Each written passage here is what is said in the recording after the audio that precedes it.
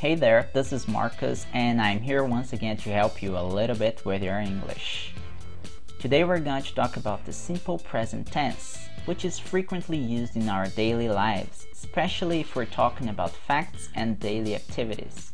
So let's get started, shall we? Look at those sentences. I like to eat chocolate. I don't like to eat chocolate. Do you like to eat chocolate? First, let's try to understand the purpose of the simple present tense. What does it express? When should we use it? As I said, we often use the simple present tense when we wish to express an idea in the present.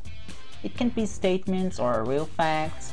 It can also be used to talk about routines or daily habits. Example, you wake up at 6 o'clock every day. Let's take a look at the basic structure. We have a subject, a verb, and a complement. We go to school in the morning. We go to school in the morning. We must remember that when we use the pronouns he, she, it in the affirmative form, we usually add an s to the main verb. Mary wakes up very early on Sundays. Mary wakes up very early on Sundays. However, there are some exceptions.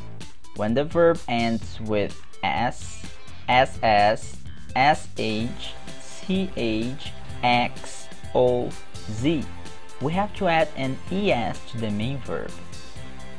Jack washes his car once a week. Billy goes to the movies every weekend. And when the verb ends with y and it is preceded by a consonant, we should add ies to the main verb. If it is not the case, we just add an s as the normal rule says. Mark studies English every day. Josh plays soccer on weekends.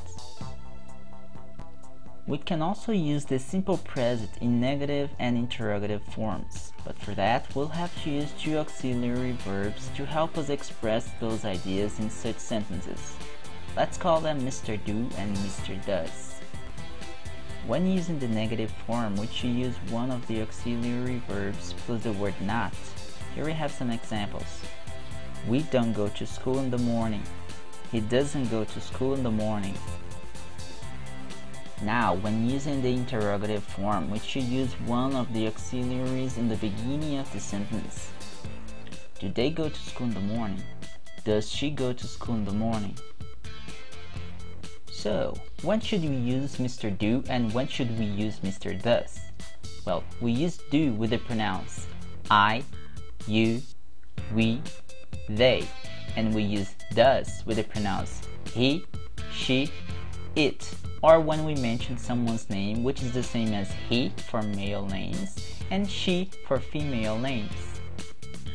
We can also use the simple present with the verb to be in its present form. Am, is, are. I'm at home now. He's at home now. We're at home now. In the negative form, we should add not after the verb to be. Am not, is not, are not. I'm not at home now. He isn't at home now. We aren't at home now.